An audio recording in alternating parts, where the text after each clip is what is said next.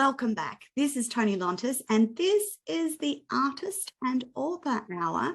And as with all our shows, we have another amazing author to talk to and chat with today. She has a phenomenal story, and I'm delighted I get to share an interview with her. But before we do that, just a reminder, if you're listening live to this interview on Facebook, LinkedIn, YouTube, Twitch, or Twitter, don't forget to like, subscribe, and comment and let us know your thoughts.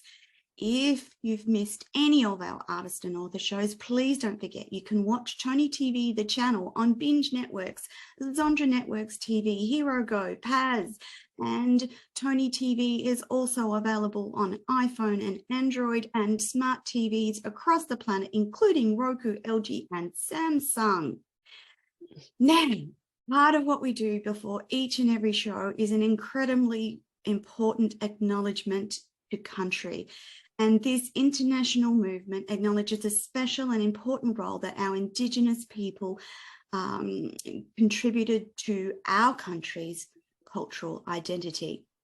So I want to respectfully acknowledge the people of the Yugambeh language region on the Gold Coast, Queensland, Australia, the traditional owners of the land on which we broadcast and speak today. And I want to pay my respects to the elders past and present and all Aboriginal and Torres Strait Islander peoples here watching today or watching this interview on replay. Now, today we're going to be talking to the author of the Bella Santini Chronicles, a wonderful series of books by the author Angela Legh. Pardon my vocabulary this morning. Now, Angela believes that we are all made of magic, and the magic we contain is love. She believes all children are magical and they are a special gift to the world. Angela is best known as the author of a children's fantasy book series called the Bella Santini Chronicles, which gives children and their parents guides, tools, and techniques for emotional balance. For over 50 years, Angela has experienced abuse, bullying, belittlement, and through that exposure, she's developed methods of emotional management. Angela's been featured in USA Today, the Los Angeles Tribune newspaper and magazine, along with countless other media exposures. Angela is an international best-selling author with 8 published books. Angela has shared the stage with Les Brown, Bernardo Moya, Michael Beckwith, Joe Vitale, Diana Wentworth, Alison Larsen, Moe Rock, David Fagan, Dr. Ali Lankerani, and many others, and now Toni TV. Angela has done everything from speaking to C-level entrepreneurs about emotional intelligence to creating engaging children's videos. When Angela isn't writing children's stories, she can be found hiking in the beautiful wilderness in Taos, New Mexico. Welcome to the show, Angela. Thank you so much, Toni. I just love that you opened up recognizing the Indigenous people. It is such a beautiful honoring of who they are and what they stand for, and I just love that. Oh, thank you. I actually grew up in the western part of Queensland and actually had the privilege of having friends that lived and grew up in and around Aboriginal settlements and towns, and the high school that I went to was predominantly Indigenous children, so I got to see firsthand some of the struggles. So for me, it's actually a privilege to be able to acknowledge that they've been on this continent of Australia as one of the longest living Indigenous tribes across the globe. And it's a privilege to be able to acknowledge them each and every time we do a show. Angie, thank you. I wanted to start the show with one of your favorite motivational quotes. And it goes like this: We cannot selectively numb emotions. When we numb painful emotions, we also numb positive ones. And that's a quote by the beautiful Brené Brown. Angie, let's just talk quickly about numbing emotions and what that looks like in real life. So in real life, what it looks like is, if you're in England, it's keep calm and carry on. Mm-hmm. Buckle up, buttercup. You're not, don't let those emotions control you. You just have to keep moving. And that's part of it. But there's another aspect of emotional repression. And I can best describe this when I talk about my father, who was an alcoholic. In fact, I would call him a raging alcoholic. Yeah. And, you know, we children and my mom, we were all abused by him. He drank because his father had belittled him. And he grew up with feelings of unworthiness. Yeah. So he drank to try and drown those feelings. But feelings are energy. And you got to deal with them. They stay with us. Yeah. No matter how hard you try to run away from a feeling, it's always there. So when you repress a feeling, it actually, the energy stays and it will come up again. Results, doesn't it? And it has such detrimental. I say that much of the societal issues of the world really stem from repressed emotions. Absolutely. If we encouraged children to understand that things like anger, frustration are very normal human emotions, and teach them how to deal with them and disperse them, then they wouldn't be repressed and we wouldn't have some of the terrible issues that we deal with across humanity, would we? Yeah, that's so true. And, you know, ways that we avoid our emotions, alcoholism, drugs, self-harming, eating, pretending, not eating, suicide. There's all of these outcomes of not knowing, because no one taught us how to deal with emotions. And we still don't talk about it very well, do we? The fact is, if you're feeling anger, there's something underneath that. What is it that anger's about? We don't ask ourselves those questions. We just, as you said, if you're in England, then it's probably just big breath, pull yourself together. Sweep it under the rug. Sweep it under the... Yes, I know. Yeah. And it's a lifetime of unlearning then, isn't it? And it's a cultural thing, you know, because in England, the keep calm and carry on thing was started because... Yeah, it was started because of the war, and there was a need for people to just keep moving in that crisis situation, but it stayed on in the lexicon. And so I don't mean to, you know, point to England, because there are other cultures that also have... Australia has a fascination with alcohol and gambling. That's our, you know, that's kind of where we go. And it's not, it's a choice that people make to avoid the feeling or the pain of dealing. And the thing is, what I've learned in my life is that the story of what happened, so the story of the circumstances, your head, every time it thinks of the story, that prolongs your exposure to the pain. Gosh, yes. what I teach is a method of feeling the feelings that disconnects the mind, that it's a focused attention, kind of a mindfulness of your own feelings. And in doing that, the energy can flow and it dissipates.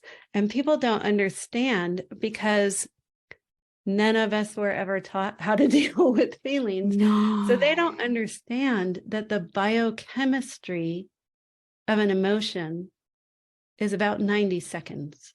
When you think of the big feelings of grief or overwhelming anger, and how long that feeling is carried through, it is because the mind focuses on the circumstance. And when we can disconnect, focus on the feeling, let it flow, it's not there to plague us.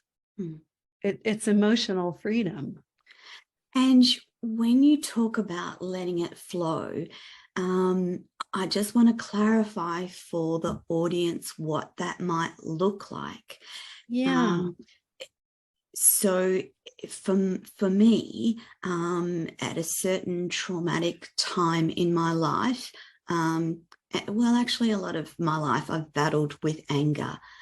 But one of the things one of my very brilliant therapists taught me was, when that anger was bottling up, it needs release. And so instead of yelling at someone or going crazy or having road rage or any of those things that anger can be displayed as, she got me to get a pool noodle. And when I felt that anger rising, I would bash the pool noodle on the bed until the anger subsided, and that was releasing the anger versus bottling it up. Angela, is that your experience of one of the ways to disperse those emotions? Absolutely. And what I would say is that you had a mountain of repressed feelings that needed to come out. And so that was very good advice. Positive ways.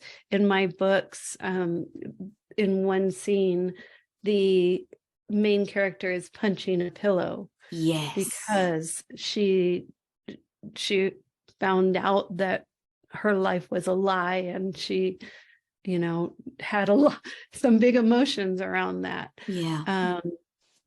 So when we have the tools and we know how to just allow our emotions to flow, we don't get that built up of feeling. So we're not as reactive as maybe before. But when you do have that mountain of anger, it's information. It's telling you that this situation doesn't seem right to you, that you're unhappy with this situation.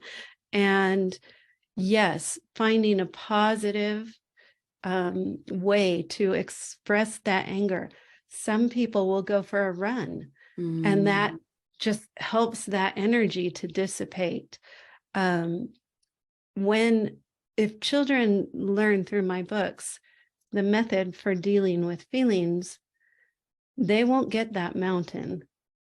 So they're always going to be able to just deal with the feeling and let it flow.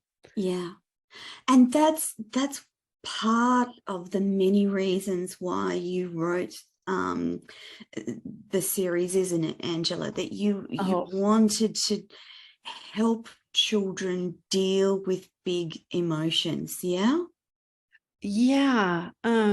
I had a lot of repressed anger because my dad had abused us, and the betrayal, the abandonment.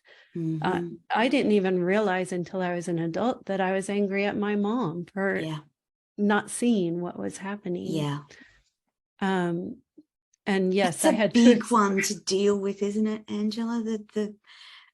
Because I'm identifying with you, and that yes, there's the whole realm of feelings around your father, and very valid feelings around his alcoholic rages and abuse. But then conversely, there's an anger towards your mother and around your mother, because why didn't she stop it? Why didn't she do something? Why didn't she help? Why didn't she protect?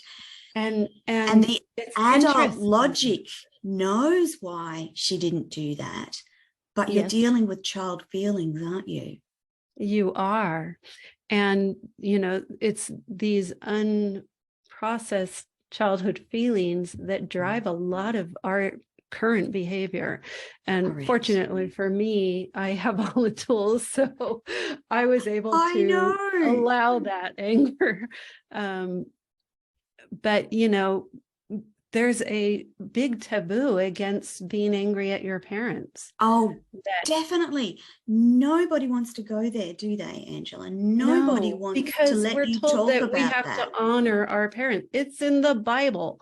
Yeah. And I just finished reading Alice Miller's book, The Body Always Tells, or it's something like that. Yeah. And yes.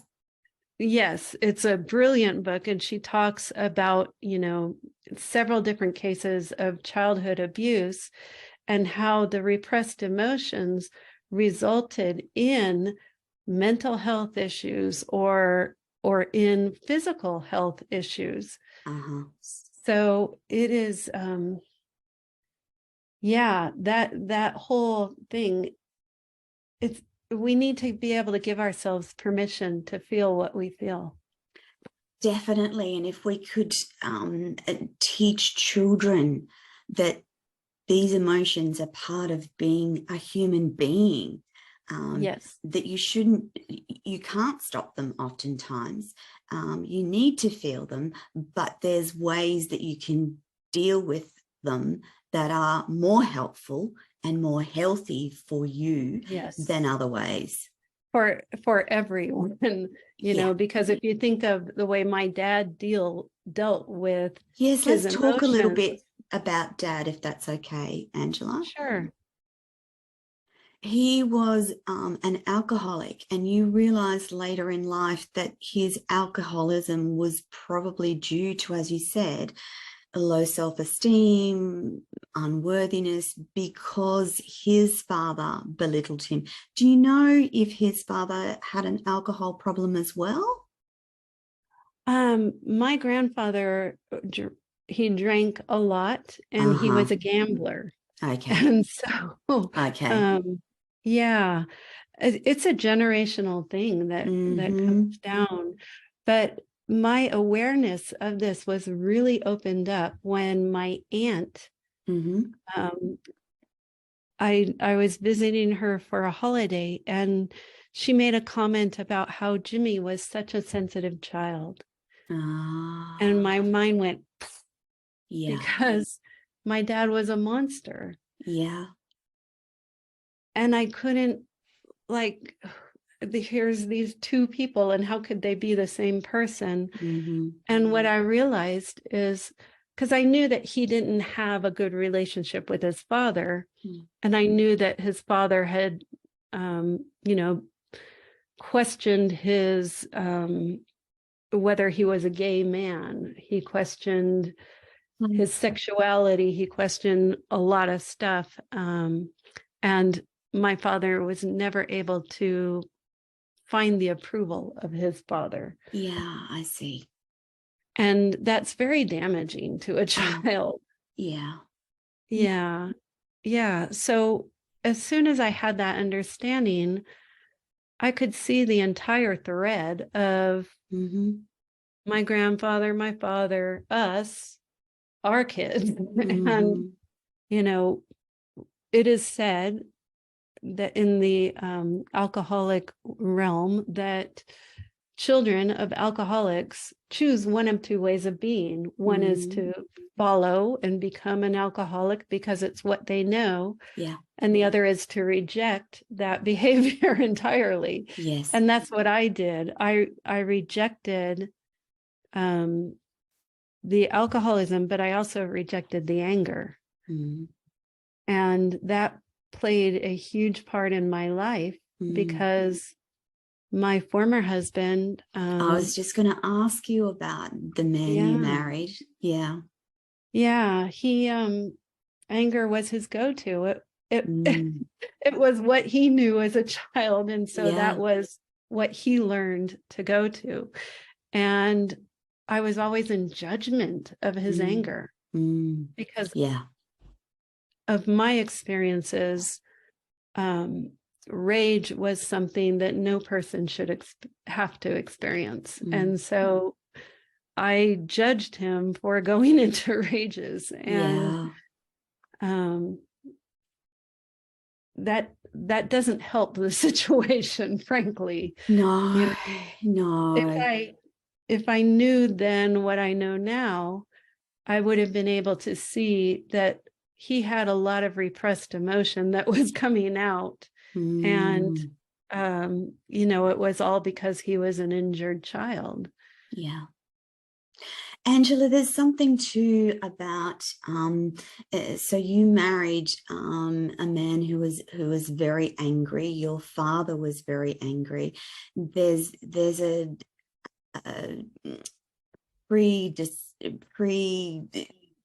propensity for children who grow into adults, particularly girls, who marry men that are similar to their fathers. Can we Yeah, talk about that? That's we can. hard, And I isn't thought it? I was avoiding it because Yes.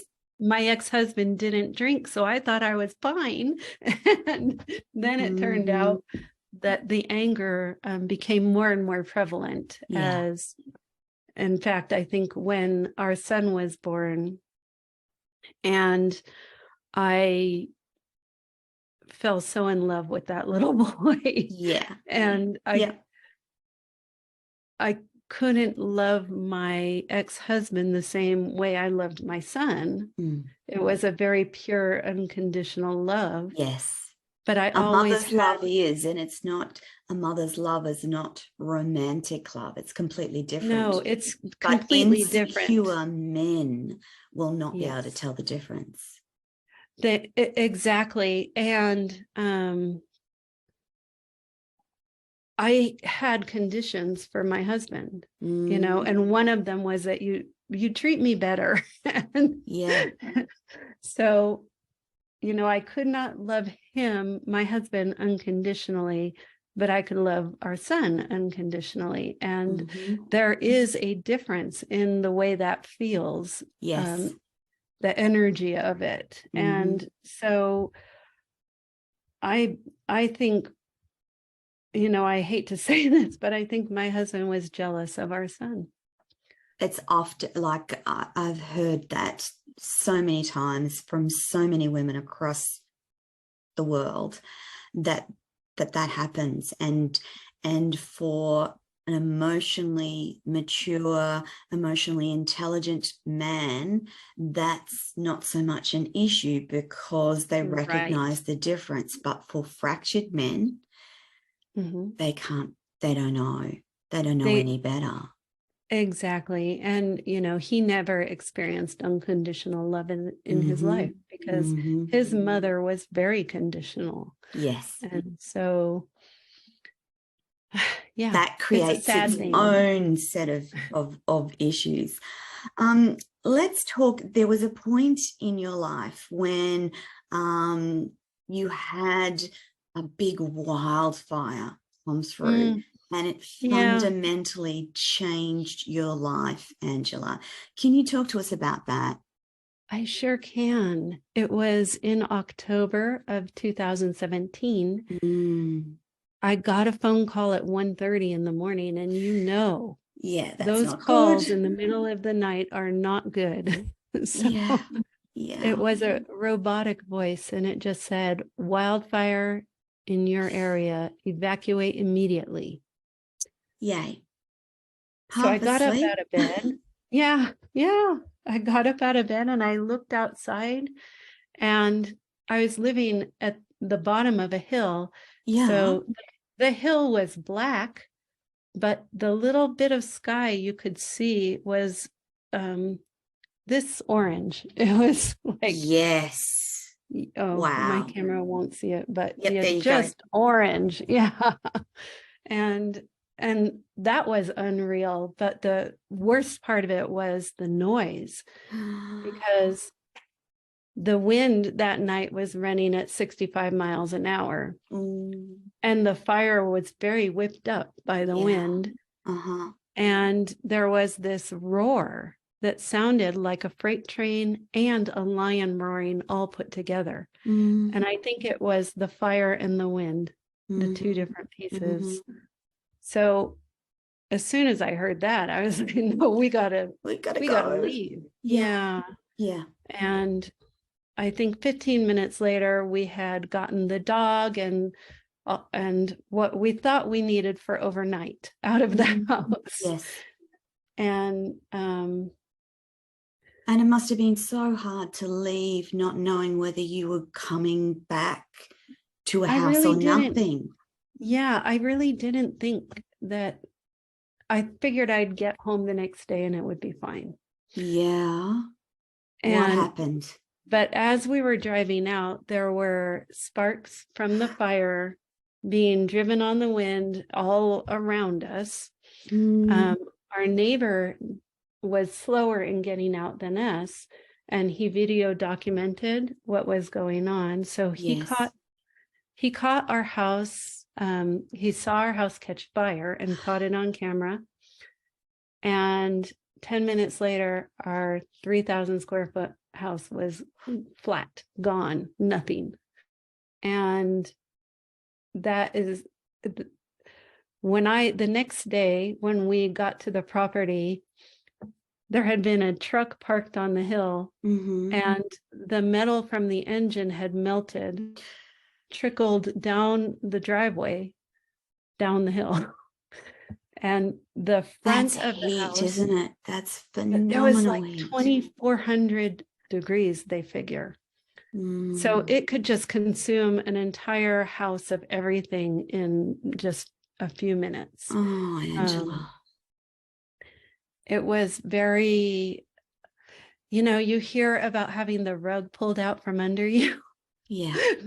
This was really one of those events. Yes. Because all of a sudden, life stopped. The fire was still going. It had destroyed 5,000 homes overnight, but it was still going. And no offices opened up. Work was shut down. There were no restaurants to go eat in. Fortunately, Walmart was open and I could go buy makeup so that because I worked for the government, I had to go to work and be a civil worker, a disaster worker. So over the next 3 or 4 months, the insurance, juggernaut. It's a horrible. I'm identifying with Angela because in 2017 we had a catastrophic flood and lost. So I'm identifying with that sense of shock when you assess what that feeling. No one would understand unless they've been in those situations, that complete body shock, fatigue that you don't know what envelopes to you do next, how to take the next step. Yes. And then there's insurance, and that is horrible. Oh my gosh, it really diabolically bad. My best way to describe it so people can understand is I want you to think about your the junk drawer that you have in the kitchen and list everything in it right now. And put a price beside it. Right. Oh, and tell us how much you bought it for too. And when you bought it and what brand it was. And if you have a receipt. Yeah, we'd like that as well. And I'm like, wait. The illogicalness of it. Nothing's left. Yeah. Gone. There are no receipts. Sorry. No, I know. I am absolutely with you in that space. Recognizing that it's really the process after a disaster of that magnitude re-traumatizes you by what you have to go through to get insurance to come on board and do what they need to do. Even going shopping to buy the things that we needed was traumatic. I walked into a local store, Macy's, and I wanted to get winter boots because it's October and it's Northern California and the rain's going to start really soon. And I remember looking at the entire selection of winter boots and I couldn't pick a pair. I just couldn't. That I was inability like to do simple things. Yeah. And I realized later on that I was looking for the kinds that I had before. And they weren't there. So yeah. The wildfire had brought about lots of changes for you, Angela. What was one of the biggest ones? Well, what it did is it took away everything from my life, because even my book club, we had 12 women in a book club. 10 of us lost our homes that night. So the book club imploded. There was like no normalcy available in life. And I realized that the only thing that I had left was the relationship. And I was miserably unhappy in it. So at one point I asked myself, is this the way I want to live for the rest of my life? And the answer was a resounding no. It was like gut-wrenching no. And so I made the decision to leave my ex-husband, which was a horrible, just the worst thing I've ever done in my life. To purposefully hurt someone in that way. And the thing is, if I had stayed, I would have emotionally died. Yes, correct. So I had to choose myself. And that was the first time in my life that I chose myself. That was a powerful moment.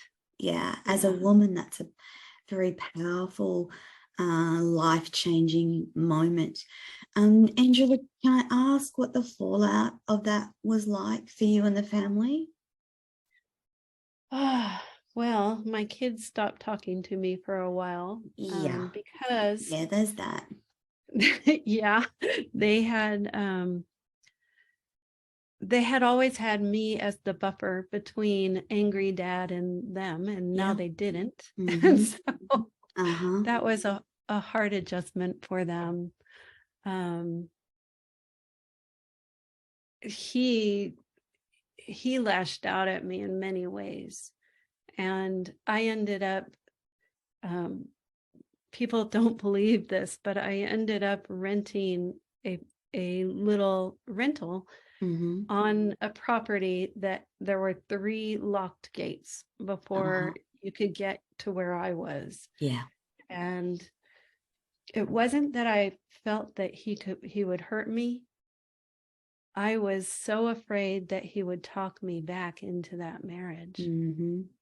That he would manipulate my empathic ways, and I just didn't want that. And it's so hard to, there's a heart level and a head level understanding, and they're not always in alignment. And so you might leave a marriage for very valid reasons, but that doesn't uncouple your heart from your partner. And it doesn't, there's a whole range of things in that space that you have to negotiate, as well as your own pre-existing trauma from your childhood. So there's just so much wrapped up in that space. But for many women, Yeah. Go on, Angela. I was just I'm going to say, sorry. but for many women, their own healing doesn't actually start until they've removed themselves from that situation, i.e., Yes. a bad marriage. Yes. Yeah. And what I would call it is a toxic marriage. Mm-hmm. I won't label him because I Yeah. don't believe that people are labels. Yeah. And the toxicity was because I was so reactive to his anger. Mm-hmm. So I had a part in it, and so did he. Yeah. And in that way, I'm not putting any blame, but your question. And it's actually not about blame. It's actually for the first time in your life, recognizing and choosing yourself and your own health, your own mental health, your own needs above everyone else.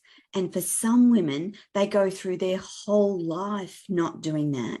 But for many others of us, it doesn't happen until later in life. Whereas if we had that knowledge and understanding, or we were brought up with those concepts as children, those changes, that journey, that healing would happen a lot earlier, and we would have a lot less disease, suicide, alcoholism, drug abuse, illness, etc., because all of those things can be linked to an emotion or a lack of dealing with emotions. Yes. Yeah. You understand. Thank you. I remember that. I am absolutely on your page. I remember after leaving the marriage, I was in the shower maybe 2 months after I left. And I had this moment, I don't even know who I am. I don't even know what I want. Yeah. Because I had given up so much of myself to keep the marriage going. Yeah. And it's so traumatic to do that. Yeah. And it's taken me, 5 years now. Healing takes a long time, Angela. Like, people, I'm not sure they understand that healing is ongoing, and you might heal something and then it'll show up in a slight variation, and then you'll heal and deal with that. And then it is a lifelong journey that you have to devote yourself to, because once you start, your awareness will lead you to what's next and what's next and what's next. Absolutely. The important part about this conversation is that by Angela doing the healing work, she in turn starts to heal her children, who in turn start to heal their children. So we can't underestimate the importance of doing this work, doing not only healing work. Yeah, and not only does it heal our children, but we can heal ancestral wounds. Absolutely. And when we talk about emotional healing, if you consider an onion and you peel the first layer of the onion, that's just the first layer. There's another layer coming. And another. That is why these tools are so important. I cannot underestimate the importance. Absolutely. And it's the reason you wrote the books, isn't it? To try and start kids to think about those things, because in essence, if we could teach kids and get them on that healing journey as soon as they can possibly be aware, that will go with them their whole life, and we have better humanity, better humans, better outcomes, better everything. I said at a Rotary meeting just the other day, can you imagine what it would be like if this generation of children don't grow up with emotional baggage? Amen. What would the world be like? Can you imagine? Because in that healing space and in that being self-aware space creates better humans, creates better solutions, allows creativity to thrive, and we would solve so many issues across, heal so much pain, because one healed person in turn heals multiple others by the fact of the life that they live, the books they write, the speeches the people they talk to. It's not just, it has a exponential growth rate. One healed person, exponential ripple effect across the globe. Yeah. And so I want to make sure that your audience has one of the tools at Absolutely. least. And on that note, Angela, tell us about some of those tools that you have freely available. Of course, there's the books, and I encourage people with children to buy the Bella Santini Chronicles for their kids. But you also have the tools. Angela, tell us about the tools. Yeah. So the most important tool is what I call focused attention. When you do laser focus attention on the emotion you're feeling, your mind is disconnected. It's not, your entire focus is on the feeling. So you feel the feeling. Feel it in its entirety. In its entirety. Notice where it is. How is it intense? Is it in your heart? In your head? Yes. Is it in your heart? Is it in your gut? Those are, sometimes it's in the neck. Or the back, or the lower back. Yeah. So feel it and name it. This is a way of acknowledging this feeling that you're having. That's important to remember, isn't it, Angela? It's important to acknowledge, I am angry and I am feeling it in my bones. I feel angry. Because we don't want to claim it for who we are. Good I am point. Yeah, I am statements feeling. are very important. But this tool is to feel, name, and allow.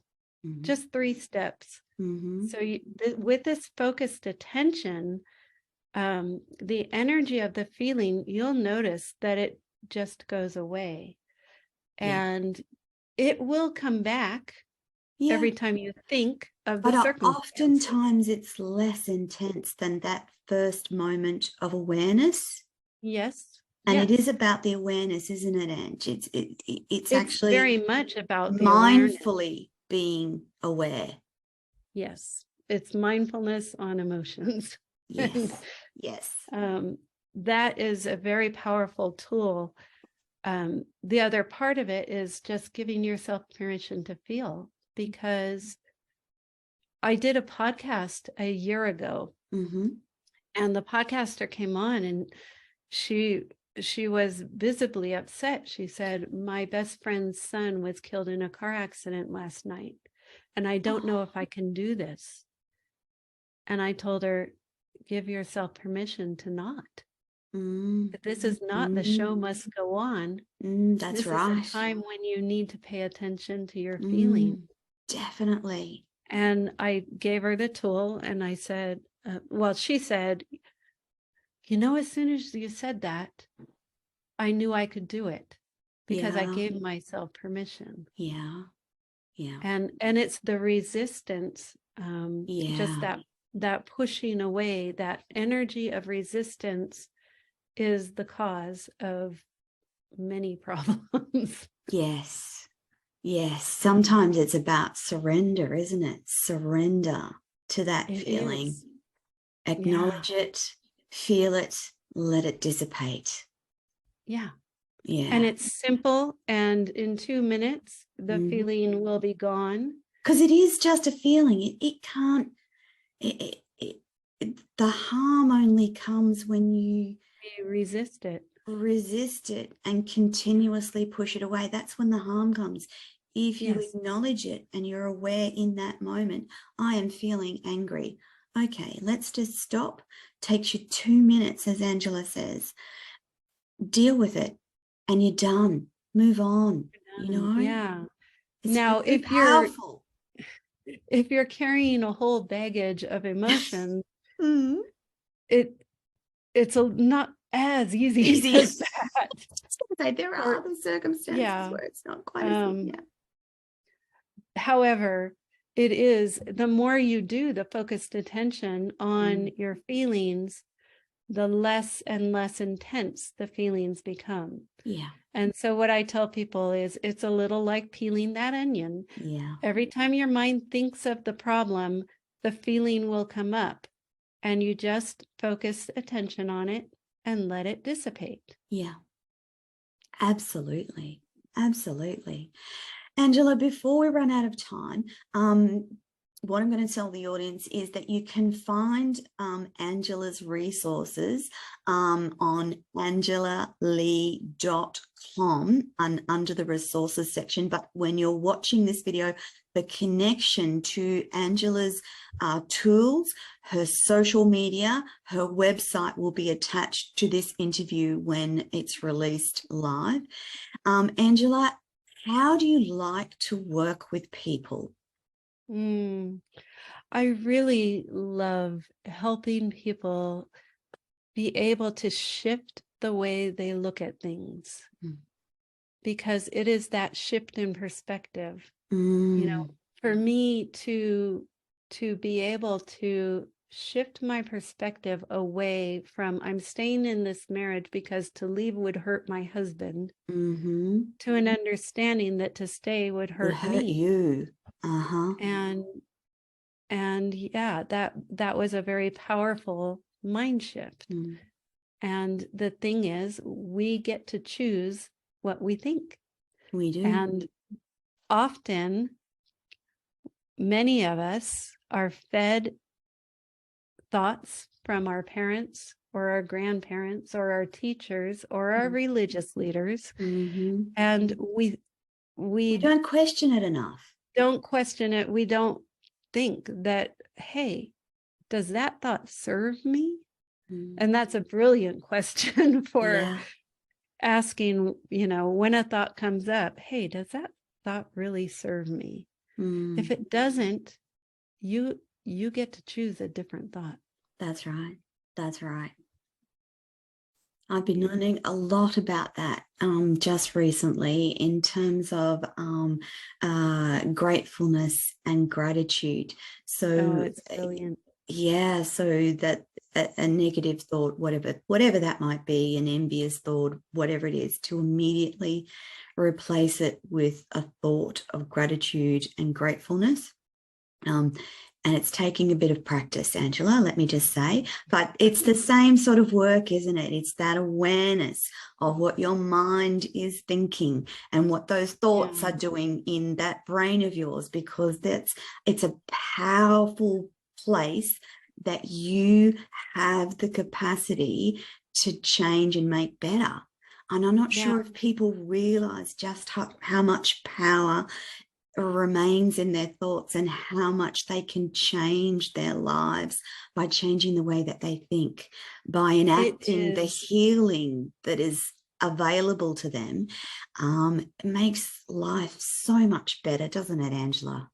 It does. It does. And, you know, here I am, I'm talking about all these tools, and I still have things come up. I was just going to say, here's a reality check, people. Here is the beautiful Angela who has done loads and loads of work. They're still going to come up. It's just got better tools to figure it out.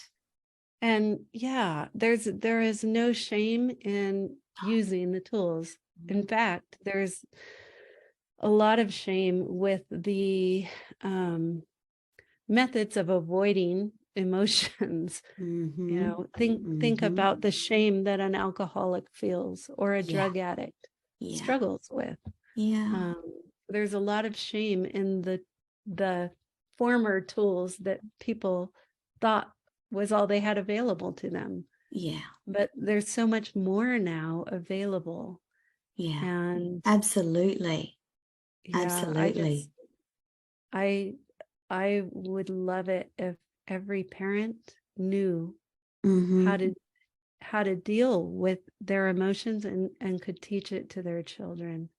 And that's where Angela comes in, because she has some amazing resources, the books. Angela, you talk and run workshops for groups as well, yeah? I have put together it's a parenting support group, kind of the mastermind model. Yes. And the idea, I don't have one starting up again until I think the new year. Yeah, in the new year. But it's a 6-month journey where they get to meet with me once a week as a group. And because there's collective wisdom, absolutely, the whole group gets to talk about, what's present for them today, and we get to work through it, and they have access to all of my tools. Yeah. Angela, we are just about out of time. One last thing. Are there more books on the way? Yeah. So can you tell us a little bit? I can. So we have book 1, in which 14-year-old Bella is whisked away to the land of the Fae and is basically stuck there. So she has to figure out, she ends up being forced to enroll in Yelly Moon School. And sounds amazing. Her whole goal is to learn enough language so she can return back to Earth. Learn enough magic so she could return back to Earth. And in book 2, she finds out that she isn't from Earth. She grows fairy wings, and wow. Yeah, so she learns that her whole life is a lie. There was good reasons for that to happen, but she experiences the trauma of that discovery. And book 3 is coming out. And it's titled a little bit different. It's entitled Princess Bella Visits the Dragon's Lair. Oh, wow. Oh, that's awesome. Fantastic. Angela. So she finds out who she really is in book 2. And is learning how to step into the fullness of who she really is in book 3. Amazing. Angela, thank you so much for sharing with the audience today, sharing authentically and from that place of healing and continued healing. I want to wish you all the best and every success with your life and the books. And that, my wonderful audience, is your lot for this week. And we'll be back again shortly with another amazing author on the show. Angela, thank you so much. Tony, thank you. Bye for now, everyone.